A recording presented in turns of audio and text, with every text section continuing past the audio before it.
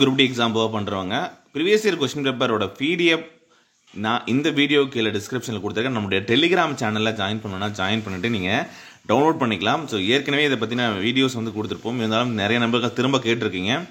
So one by one நான் என்ன பண்ணுறேன், உங்களுக்கு பிடிஎஃப் நான் அப்டேட் பண்ணி கொடுக்குறேன். ஸோ இந்த லிங்க் கிளிக் பண்ணி ஆர்ஆர்பி என்டிபிசி சிபிடி 1க்கான கொஸ்டின் பேப்பர் உங்களுக்கு கிடைக்கும். ஸோ ஒரு 2000+ பேஜஸ் இருக்கக்கூடிய கொஸ்டின் பேப்பர். ஸோ இதை நீங்கள் என்ன பண்ணலாம், நம்மளுடைய வெப்சைட்டில் போயிட்டு நீங்கள் டவுன்லோட் பண்ணிக்கலாம். சரிங்களா?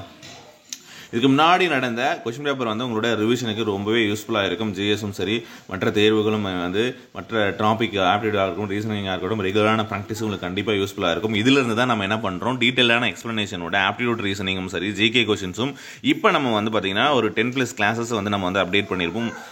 அந்த வீடியோஸ் எல்லாத்துக்குமான பிடிஎஃப் இதுக்குள்ளே தான் இருக்குது. நீங்கள் என்ன பண்ணலாம், டவுன்லோட் பண்ணிக்கலாம். சரிங்களா? ஸோ டவுன்லோட் பிடிஎஃப் கொடுத்தீங்க அப்படின்னா ஸோ அதுக்கான கம்ப்ளீட் பிடிஎஃப் அப்படிங்கிறது உங்களுக்கு டவுன்லோட் கிடைக்கும். யூஸ் பண்ணிக்கோங்க. கீழே மற்ற தேர்வுகளுக்கான பிடிஎஃப், ஸோ அதுவுமே நம்ம ப்ரீவியஸ் இயரில் நடந்த கொஸ்டின் பேப்பரோட பிடிஎஃப் தமிழ் தனியாகவும் இங்கிலீஷ் தனியாகவுமே நம்ம கொடுத்துருக்கோம்.